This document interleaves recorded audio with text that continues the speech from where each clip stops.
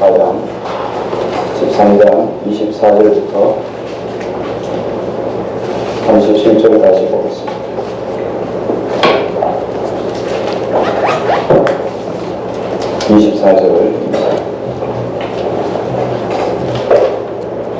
그때도 하얀 후 해가 어두워져 달이 빛을 내지 아니하며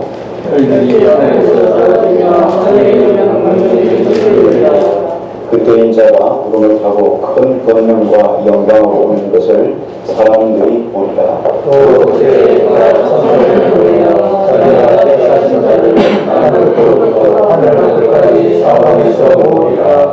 또 하나님의 비유를 배우라. 그 가치가 연하여지고 유사기를 내면 여름이 가까운 줄 아나니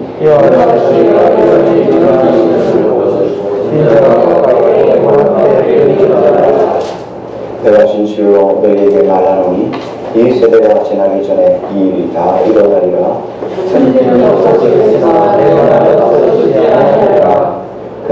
그러나 그날과 그 때는 아무도 모르나니 하늘에 있는 천사들도 아들도 모르고 아버지만 아시느니라.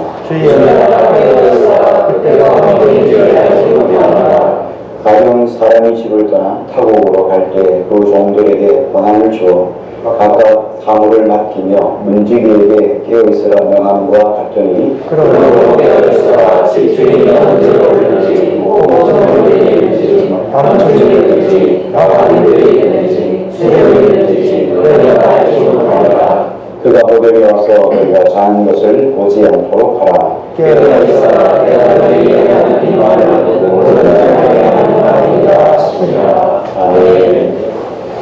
마가복음 13장 24절부터 37절 말씀의 제목은 깨어있으라 제목입니다. 마가복음 오늘 본문은 마가복음의 마지막 부분 전체입니다. 마지막 부분인데 마가복음은 두 개의 구조를 가지고 있습니다.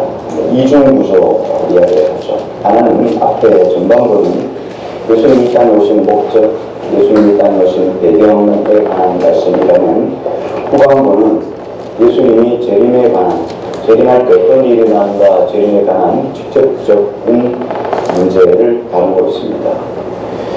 이 두 개의 배경, 이 이중 배경의 결론을 이미 마가는 앞서 결론을 내렸고 오늘 본문에서도 동일하게 결론을 내렸습니다.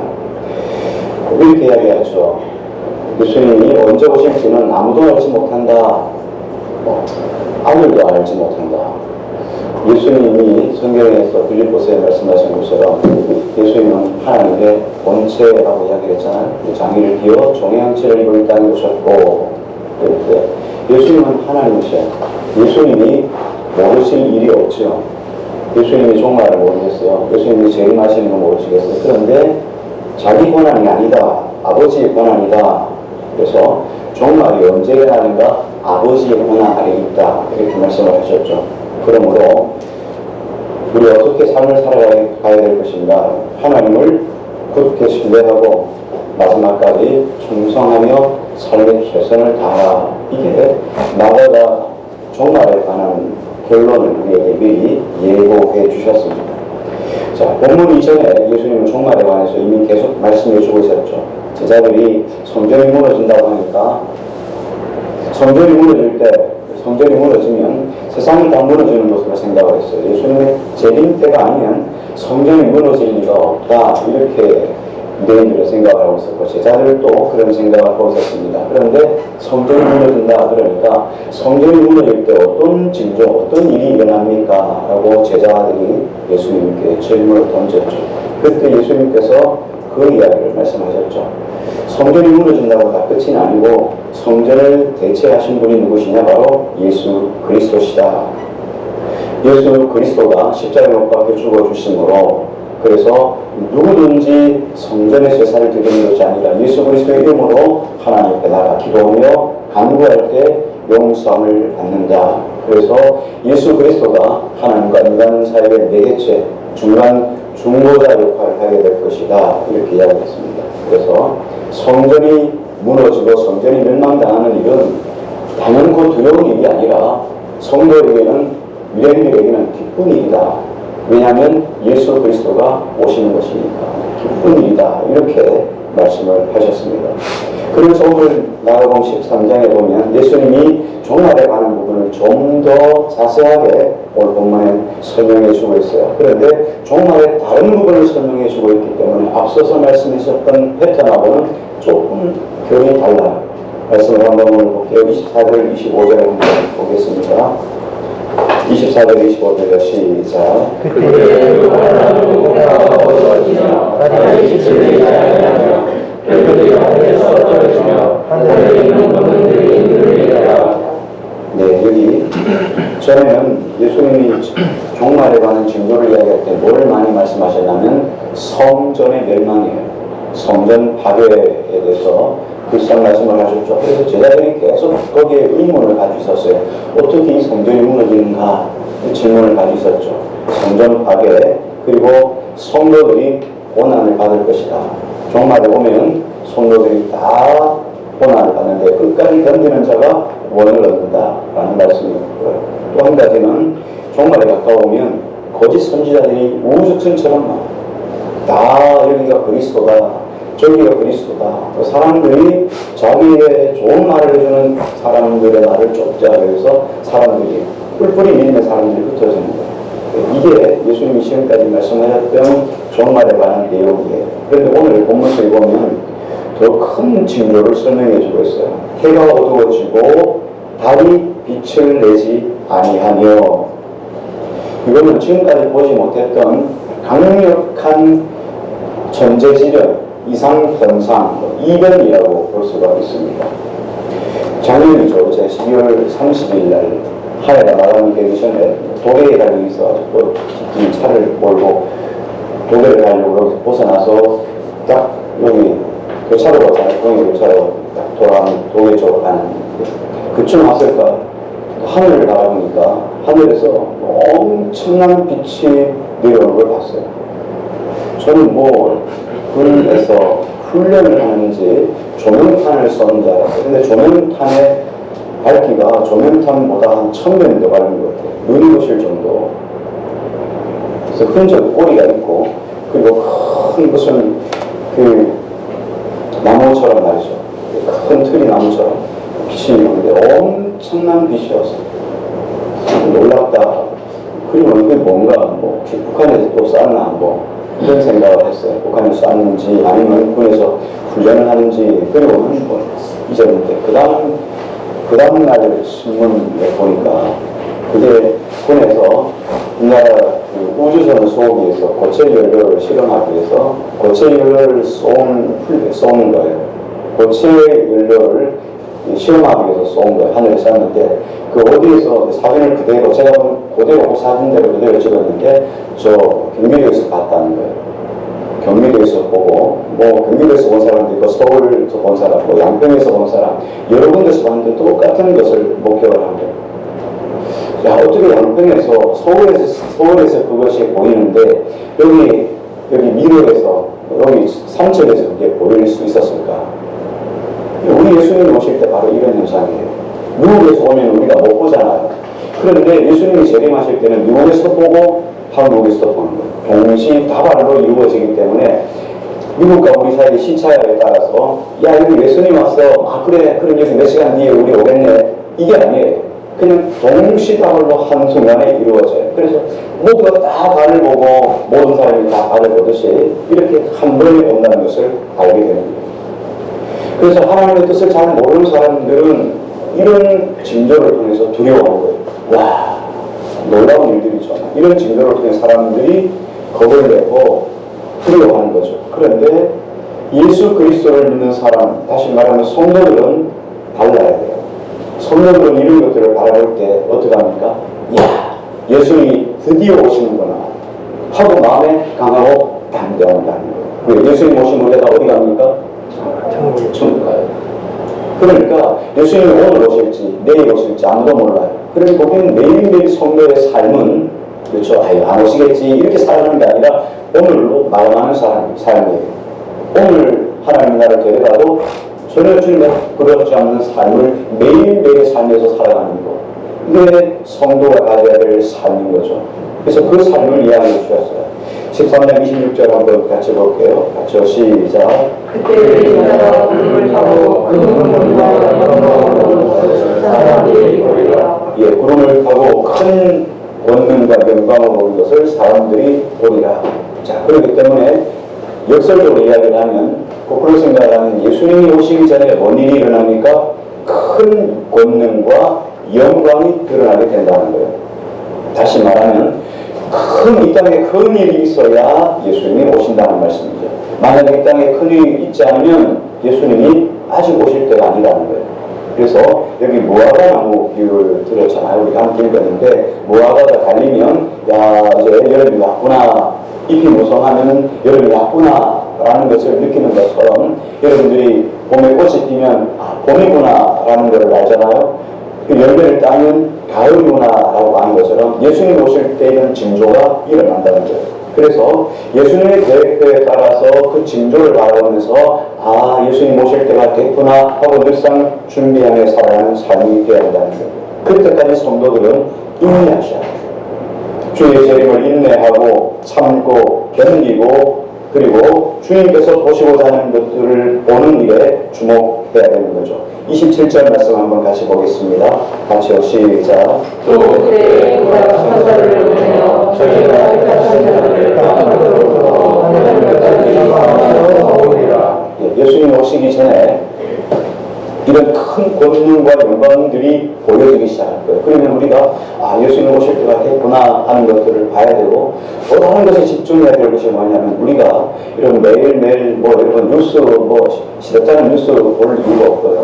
여러분 세계적 뉴스를 쭉 보면서 예수님 오실 때가 됐구나 하는 징조들을 예수님은 계속 사인을 보내줘요. 그 사인을 보면서 예수님 오실 때가 됐구나 하는 일에 우리가 주목하라는 거예요.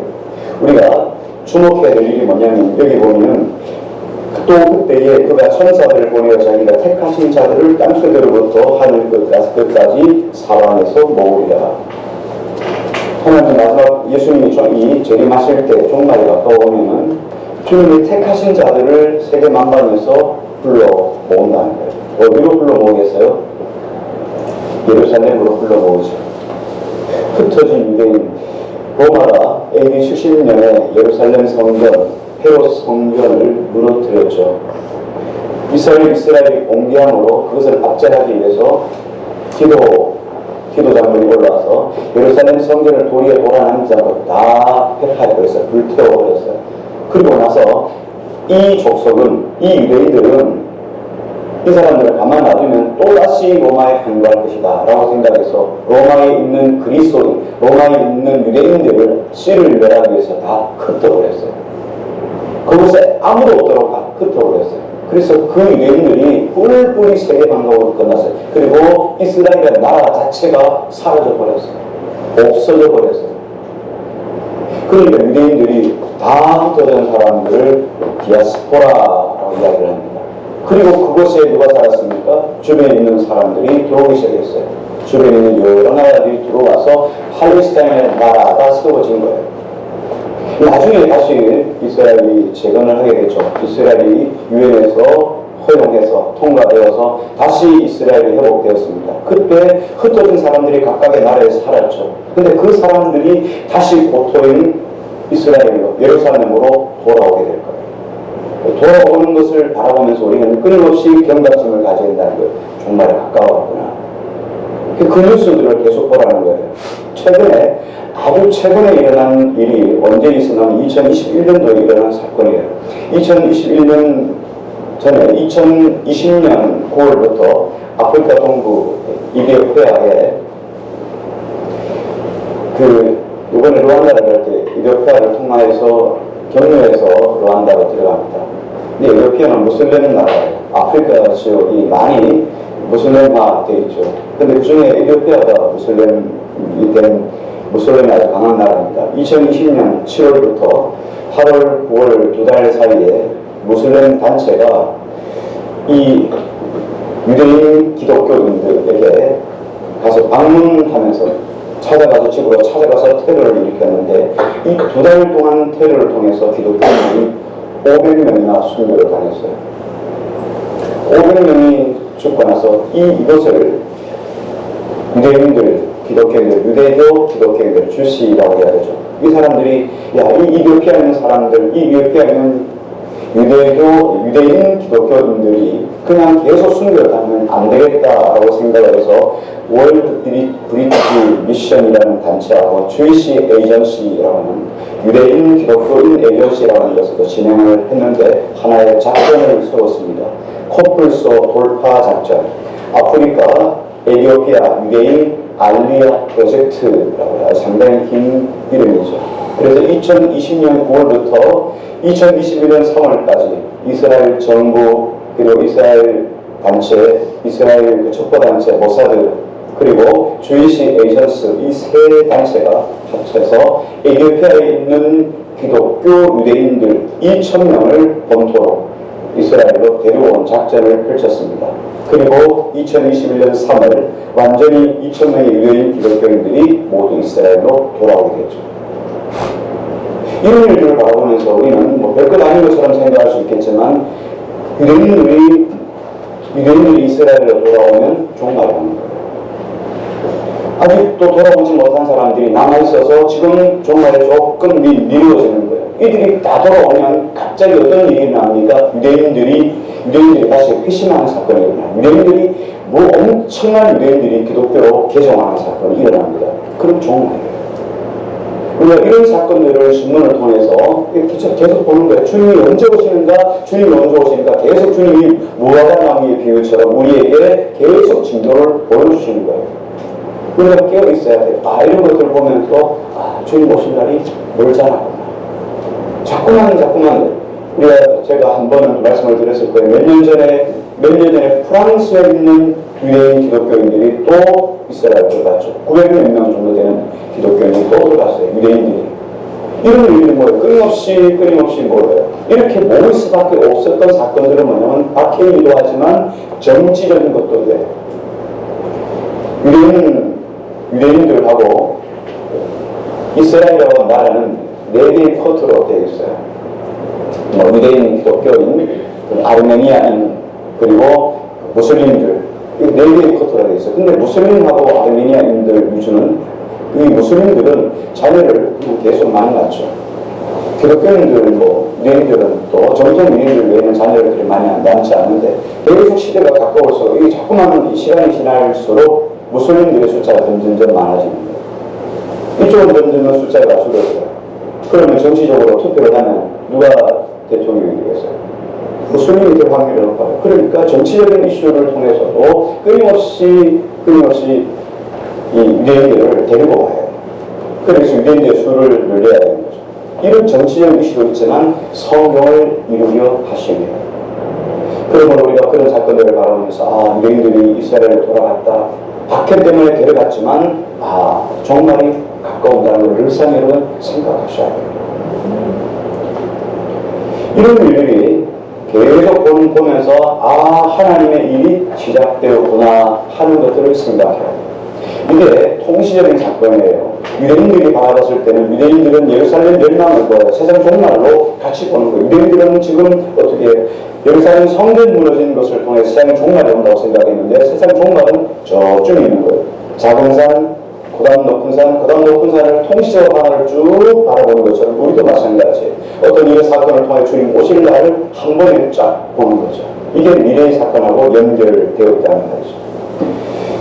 징조를 이렇게 보았을 때 성도들이 어떻게 해야 될 것인가, 신자들은 어떤 삶을 살아야 될 것인가 하는 게 중요해요. 그래서 예수님이 무화과나무 비유를 우리에게 설명해 주신 것이죠. 28절을 한번 같이 보겠습니다. 같이 시작. 무화과나무의 비유를 배우라. 그 가지가 얇고 잎사귀를 내면 여름이 가까운 줄 아나니. 네, 잎사귀가 커지면 여름이 가까웠구나. 이런 종말의 징조들이 일어날 때 성도들은 어떻게 합니까? 두려움을 넘어서 이게 어떤 사실인가, 이게 어떤 사건인가를 염두에 두고 오라는 거예요. 29절 한번 같이 볼게요. 같이요. 시작. 이와 같이 너희가 이런 일어날 것을 보거든 인자가 가까이 온 마태에 있는 줄 알라. 이 사건을 통해서 뭐라고요? 있는 자가 가까이 곧 문 앞에 온 것을 기억하라는 거예요. 예수님이 지금 어떻게 해요? 전에는 저 길가에 계셨을 거예요. 그런 예수님이 이제 교회 앞단에 들어왔고 이제 문 앞에 서 있다는 거예요. 곧 예수님이 종말이 온다는 것을 기억하는 거예요. 그럼 어떻게 됩니까? 성도는 뭘 봐야 돼요? 종말을 바라보는 것이 아니라 무화과를 바라보는 것이 아니라 뭘 바라봐요? 살아계신 하나님을 바라보라는 거예요. 너희 초점은 하나님이라는 거예요. 우리가 어떤 사건을 보면은 사건이 일어나면 우리는 사건에 자꾸만 주목하는데 그 사건 뒤에 계신 하나님을 바라보라는 거예요. 징조들을 많이 바라보면서 야 어떡하나 두려워 떠는 것이 아니라 그 모든 징조를 이끌어가시는 하나님을 주목하라는 거예요. 이게 지금 정말 우리에게 징조를 주신 목적이에요. 하나님을 바라보라. 본문이 교육한 징조가 뭡니까? 24절, 25절 한번 같이 보겠습니다. 같이 시작. 해가 어두워지며 땅이 칠레지 아니하며 별들이 하늘에서 떨어지며 하늘의 권능들이 흔들리라. 이런 일들이 달이 칠레지 못하고 해가 어두워지고 별들이 하늘에서 막 떨어져 하늘에 있는 권능이 흔들리라. 하나님이 하시는 일은 어떤 것이냐면요, 해, 달, 별 이것들이 하나님의 권능의 손 아래에 딱 움직이고 있어요.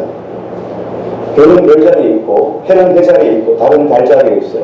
이게 하나님의 권능이에요. 사시와 연함이 돌아가는 거, 24시간이 돌아가는 거, 이게 하나님의 권능 아래 있는 거예요. 근데 종말이 오면 하나님의 권능이 흔들린다. 하나님의 권능을 취하해버리면 달과 별이 없어요. 막 이게 서로 헷갈리기도 하고 별이 막 떨어지기도 하고 이런 일들이 종말이 오면 이루어진다는 거죠. 근데 이게 실제적으로 어떤 사건인지는 우리가 아무도 알지 못합니다. 그런데 중요한 것은 뭐예요? 그 시대 사람들, 종말을 바라보는 모든 사람들이 그 현상을 보게 될 거라는 거예요. 저만 보는 게 아니라 여러분 모두도 다 보는 거예요. 양평에서 보고 서울에서 보고 여기 강원도에서 보는 것처럼 모든 사람들이 다 그 현상을 보게 되리라 이 이야기예요. 하나님이 하늘이 무너지고 땅이 흔들릴 것 같은 사건 앞에서 모든 사람들이 두려워할 것이고 두려워하지 않을 사람이 하나도 없다는 것이죠. 그런데 이런 큰 두려움 속에서 너희가 놓치지 말아야 될 것이 있다. 오늘 본문은 그걸 설명해 주고 있어요. 두 가지를 생각해야 되는데요. 하나는 이 징조, 이런 일들을 진행해 가시는 주관자가 누구이신가? 누구시죠? 하나님은 종말의 시간을 하나님이 계획하고 있어요. 하나님은 종말의 모든 계획을 하나님의 때에 이루어가셔요. 그러니까 우리는 종말의 사건 징조만 바라보는 것이 아니라 그 하나님을 주목하라. 이게 종말이 우리에게 주셔야 하는 메시지예요. 또 한 가지는 뭐냐면, 물론 두렵죠. 종말이 오니까 여러 징조가 일어나고 그 징조가 우리에게 얼마나 두려운지 몰라요. 그럴 때 어떻게 합니까? 성도는 이 사건들이 우리에게 주시고야 하는 목적이 무엇인가를 바라보는 거예요. 하나님이 왜 종말을 우리에게 주시는 것인가? 왜 종말의 사건 앞에서 우리에게 징조를 주시는가 하는 거예요. 종말을 우리에게 주시고자 하는 의도가 뭘까요? 이런 징조들을 우리에게 보여주시고자 하는 하나님의 목적이 뭘까요? 가장 핵심은 예수 그리스도의 재림이죠. 재림이 온다, 주님의 곧 재림하신다 하는 걸 보여주시기 위해서 징조를 보여주시는 거예요. 그럼 재림은 왜 일어나는 거죠? 재림에서 가장 중요한 것은 뭐예요? 예수님의 계획표, 하나님의 계획표 속에 재림이 이루어지는 것은 뭐냐면 어떤 하나의 큰 목적을 향해 달려가는 과정이에요. 예수님의 재림은 재림 자체가 문제가 아니라 예수님의 재림을 통하여 하나님의 더 큰 뜻을 보여주시기 위함이에요. 예수님이 왜 재림하시죠? 예수님의 재림은 하나님의 나라를 완성시켜가는 과정이에요. 예수님의 재림이 오시면 종말이에요. 종말 오면 끝나는 게 아니에요. 다시금 하나님께서 하나님의 백성들을 불러 모아서 새하늘과 새 땅을 이루어 하나님의 나라를 완성해 가는 거예요. 이게 하나님께서 종말을 우리에게 주신 목적, 예수님이 재림하신 목적, 예수님 재림했다 끝나는 게 아니에요. 새하늘과 새 땅이라고 하는 하나님의 나라, 새로운 나라가 완성될 거예요. 이게 작은 의미로 보면 동시적인 의미로 본다고 했죠. 작은 의미로 본다면 뭐였습니까? 하나님께서 아담과 하와를 통하여 하나님 나라를 세웠죠. 실패했어요. 다시 하나님 아브라함을 불러서 하나님의 나라를 세우려고 가나안 땅을 주셨어요. 실패했어요. 다시 하나님께서 예수 그리스도를 통해서 이스라엘 백성에게 다시금 하나님 나라를 주셨어요. 어떻게 합니까? 인생들은 하나님 앞에서 또 똑같이 실패하는 거예요. 예수님의 재림을 통하여 완전한 하나님의 나라를 이루어가는 거예요. 이걸 계속 통치적으로 바라보는 거예요. 지금 이 사건이 우리에게 주시하는 메시지예요. 그래서 하나님의 나라가 이루어지기 위해서는 예수님은 반드시 올 수밖에 없고 반드시 오셔야만 하나님의 나라가 이루어지는 거예요. 하나님의 나라가 이루어져야지만 모든 게 끝나는 거예요. 그러므로 예수님은 반드시 오실 수밖에 없는 거죠. 그런데 예수님이 다시 오시기 전에 이런 놀라운 사건들이 끊임없이 우리 속에 이루어진다는 거죠. 그래서 하나님의 백성들을 사방에서 불러 모으려는 것, 이런 일들은 하나님의 사인이에요. 아, 정말 오는구나.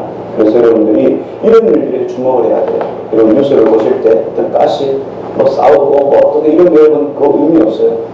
전체적인 세계를 조망해 보는 거예요. 아, 이런 일들이 왜 일어날까? 이 하나님의 손길에 성경과 연결되어 있어요. 성경 연결되어 있죠. 이런 걸 통해서 끊임없이 하나님의 나라에 주목하는 거예요. 그러면 우리가 어떻게 할 것인가? 성도는 이런 사건들이 일어날 때 두려워하지 않고, 그렇죠, 주님 앞에 바로 서도록 부조함이 없는 인생으로 삶을 살아갈 수 있도록 하나님을 더 의지하고, 그리고 굳센 믿음으로 삶을 살아가는 거예요. 하나님을 신뢰하고 하나님 나라를 기대하며 살아가는 백성들이라면 이런 징조들에게만 관심을 갖지 않습니다. 그리고 그런 일들에 두려워하지 않습니다. 성도들은 뭐예요? 주의 재림을 사모하는 자들입니다. 야, 주가 왔구나, 어떡하지? 이게 아니라는 거예요. 그리고 그 징조만 바라보면서 야, 이런 일이 일어났대, 막 저런 일이 일어났대, 이러면 거기에 관심 없어요.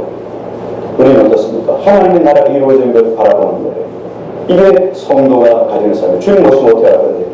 와, 어떡하냐, 이게 문제가 아니라는 거예요. 하루 바로 살아가면 주님이 언제 오시든지 그 의미가 없는 거예요. 오늘 하루 내가 잘 살았다. 그러면 되는 거예요. 주님이 언제 오실 건가? 그건 정말 의미가 없는 거예요. 그렇죠. 매일매일 성도는 하나님께 깨어서 삶을 살아야 합니다. 주님이 오늘 불러가실 듯이 이렇게 삶을 사는 것, 이게 종말을 맞이하는 성도의 삶이라는 거예요. 결론 한번 보겠습니다. 34절 말씀을 한번 같이 볼게요. 34절입니다. 시작. 하나님의 집을 떠나 떠오르러 갈 때 그 종들에게 하나님께서 각각 하늘을 맡기며 문지기에 끼어 있어야 하나니.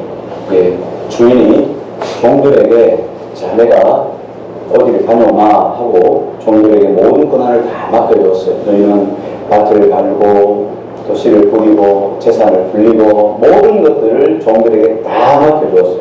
그리고 문지기에게 뭐라고 말씀하셨냐면 깨어있으라 라고 이야기했어요. 열심히 주인이 돌아올 때까지 최선을 다해라. 자, 주인이 언제 돌아올까요? 주인이 언제 올까요? 그걸 누가 알겠어요? 종들은 몰라요. 누구만 알죠? 주인만 알아요. 주인이 내일 오실지, 모레 오실지, 한 달 뒤에 오실지, 1년 뒤에 오실지, 10년 뒤에 오실지 아무도 몰라요. 종들은 어떻게 하면 됩니까? 주인이 언제 올 것인가에 관심을 가질 이유가 하나도 없어요. 그렇죠? 종들이 할 일은 뭐예요? 주인이 맡겨진 일에 최선을 다하는 거예요. 다른 거 없어요. 뭐 주인이 언제 오냐, 그게 무슨 의미가 있겠습니까? 그러면 한 달 뒤에 오면은 29일 날은 막 살다가 사무실 한 이틀 좀 바짝 제대로 살고 이렇게 하면 될까요? 이게 아니란 말이에요. 그러니까 언제 오느냐에는 의미가 없어요. 다만 주인이 나에게 맡겨주는 거 봄, 여름, 가을, 겨울 최선을 다하는 거예요. 24시간 주님 앞에서 바로 살면 그게 괜찮은 거예요. 이게 종말을 살아가는 성도의 바른 모습이라는 거예요. 36절, 37절 한번 같이 읽겠습니다. 같이요, 시작. 그가 너희가 하는 것을 보지 않도록 하라. 깨어있으라. 내가 너희에게 하는 이 말은 모든 사람에게 하는 말이라 하시니라. 주인이 갑자기 왔어요. 갑자기 왔는데 여기서 잠자고 있어요. 잠자는 것을 보이지 않게 하라는 거예요. 여기서 잠을 잔다는 말은 뭐 잠자는 걸 말하는 거 아니에요. 밤중에 종들이 잠을 자는 거, 뭐 어때요? 당연한 잠을 자는 거죠. 여기서 잠을 잔다는 것은 영적인 잠을 말하는 거예요. 피를 분별하지 못하고 그냥 막 살다가 주인이 딱 오면 와 큰일 났다 하고 막 빨리 걷어 그래서 막 비가 오는 것처럼 말이죠. 비서거리하는 것처럼 빨리 하고 막 이쪽저쪽 무서워지 다 쳐다봐놓고 이렇게 삶을 살지 말하는 거예요. 집안의 삶을 엉망히 하는데 갑자기 집안에 누가 손님이 왔어요. 근데 집안에 모실 수밖에 없는 손님이에요. 시어머니랄지. 이런 분도 밖에서 맞을 수 없잖아요. 그러니까 어떻게 해요? 순식간에 막 짐들을 그냥 구석구석으로 막 처박아 놓잖아요. 이런 일이 있어서는 안 된다는 말이죠. 매일매일 깨끗이 닦아놓고 잘 꾸며놓은 사람은 언제 손님이 와도 오픈해도 전혀 문제가 없는 거예요. 이런 삶을 지금 말씀하시는 거예요. 이게 종말에 살아가는 성도들의 바른 모습이라는 거예요. 그러면 우리가 이 말씀에 비추어서 우리 삶 속에 한번 적용을 해보는 거예요. 지금까지 결론에 쭉 말씀하면 예수님이 그 전에도 징조에 관한 이야기를 했습니다. 그런데 지금 징조는 더 강력한 징조였어요. 이런 여러 가지 이제 전에는 성경이 무너지고 성도들이 고난을 받고 또 거짓 선지자가 일어나는 이런 일들이었는데 좀 더 한 칸 더 넘어서 하늘의 징조가 흔들리고 권능이 흔들리는 이런 일들이 계속 일어나야 된다는 거예요. 그래서 모든 것들을 너희가 잘 분별하고 깨어있으라. 근데 중요한 것은 성도라는 것은 깨어있는 것만 자체 내가 바른 삶을 살아가면 주님이 언제 오시는지 그거는 의미가 없다는 거예요. 자, 그걸 말씀하시면서 지금 주인 이야기를 했어요. 호련히 와서 너희가 자는 것을 보지 않도록 하라. 깨어있으라. 내가 너희에게 하는 말은 모든 사람에게 하는 말이니라. 지금 대상은 누굽니까? 지금 제자들에게 이야기를 하고 있어요. 근데 예수님이 마가는 또 뭐 어떻게 합니까? 그 사람 예수님 말씀을 한 칸 더 올려서 누구에게? 모든 사람에게 하는 것이라고 말씀해 지금 분명하게 기록하고 있어요. 그러니까 제자들뿐만 아니라 그 시대 살아가는 그리스도인 그리고 오늘 하나님 말씀을 듣는 21세기의 성도, 함께하는 성도예요. 그리고 우리나라 모든 세계 일방의 모든 그리스도인들에게 주신 메시지라는 거예요. 그래서 어떻게 합니까? 너희는 너희 사는 것을 보이지 않게 하라. 그런 삶 속에 한번 적용을 해봅니다. 이 말씀을 비춰본다면 성도가 살아가는 저 현재의 삶, 오늘 내가 살아가는 삶을 보면 내가 어떤 가치관을 가지고 살아가고 내가 어떤 목적을 가지고 살아가는가를 알 수 있어요. 그렇잖아요. 여러분 어디에 소망을 두고 살아갑니까? 어디에 목적을 두고 살아갑니까? 어떤 가치관을 가지고 살아갑니까? 우리가 가지고 있는 가치관, 우리의 생각, 우리의 마인드가 내 삶을 통하여 다 드러날 수 있어요. 이 삶을 바라보면 여러분의 가치관이 무엇인지, 마인드가 무엇인지, 생각이 무엇인지, 목적이 무엇인지를 분명하게 알 수 있잖아요. 이게 당연한 거죠. 사람은 자신이 가장 중요하게 여기는 것을 삶의 최우선순위에 두게 되어 있습니다. 이건 뭐 저도 마찬가지고 우리 모두가 다 마찬가지고. 여러분 삶의 최우선순위가 뭐예요? 여러분 삶의 최우선순위를 여러분 가장 먼저 하게 되어 있습니다. 그 우선순위가 무엇인지를 분별하셔야 돼요.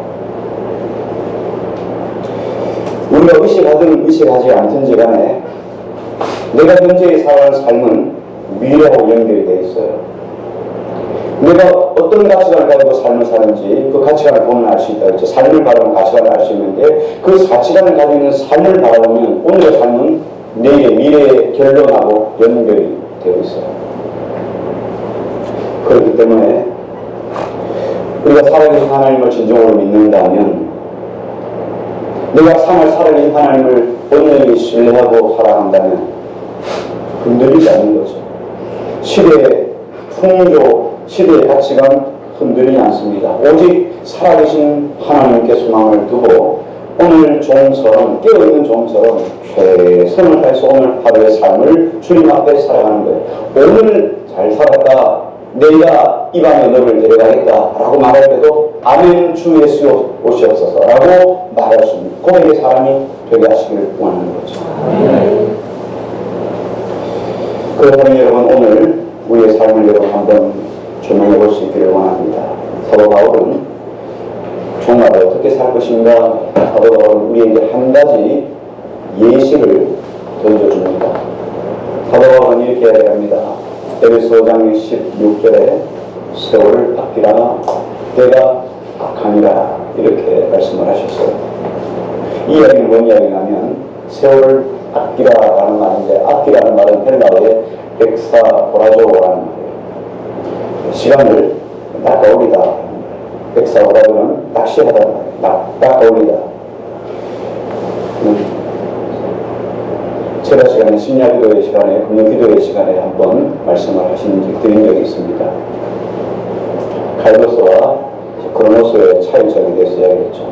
가이로스 속에서 그것을 끄집어내지 않으면 우리의 삶은 그냥 흘러갈 수밖에 없는 허무한 의미 없는 인생의 시간이 될 수밖에 없다라고 한번 말씀을 드린 적이 있어요. 세월을 아낀다는 말은 내 삶 속에서 가장 시급한 것이 무엇인가를 찾아내야 돼요. 가장 중요한 일이 무엇인지를 찾아내야 돼요. 그게 여러분 삶 속에서 가장 중요한 거예요. 어떤 분이 그렇게 기도를 했다고 이야기를 하죠. 불의가 나설 수 있는 용기를 주시옵소서. 그렇죠? 하나님, 불인지 양인지 중요한 것 분별할 수 있는 지혜를 주십시오. 이렇게 기도하죠. 여러분, 가장 중요한 것은 우리 인생을 살아가다가 우리에게 주어진 시간도 누구나 동일하게 우리에게 주어진 시간이 있습니다. 그런데 여러분에게 중요한 일과 급한 일이 있으면 여러분 어떤 것 먼저 하겠습니까? 바쁜 일, 중요한 일, 여러분 어떤 걸 먼저 하시겠습니까? 대부분의 사람들이 여기서 속아는 거예요. 우리는 늘 바빴어요. 한 번도 안 바쁜 적이 없습니다. 여러분 바빠요. 우리 모두가 다 바빠요. 일주일 내내 바쁘고 한 달 내내 바쁘고 1년 내내 바쁩니다. 그리고 또 바빠요. 2023년도 여전히 바쁠 거예요. 한 번도 안 바빠본 적이 없습니다. 그런데 이 바쁜 일 때문에 중요한 일을 우리는 간과하고 살아가는 거예요. 중요한 일은 늘 해야 되는데 중요한 일은 중요할 뿐이지 급하진 않아요.